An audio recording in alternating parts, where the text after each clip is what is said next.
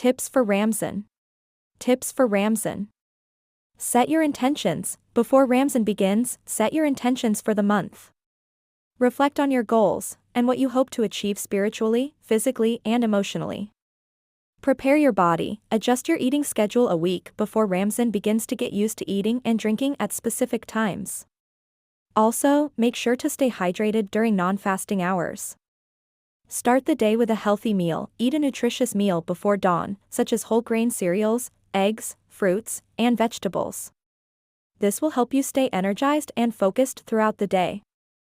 Avoid overeating during iftar. After a long day of fasting, it's tempting to overeat, but try to resist the temptation. Start with a light snack, such as dates or soup, then move on to a full meal later. Focus on spiritual growth. Use Ramzan as an opportunity to connect with your faith. Spend time reading Quran, engaging in acts of charity,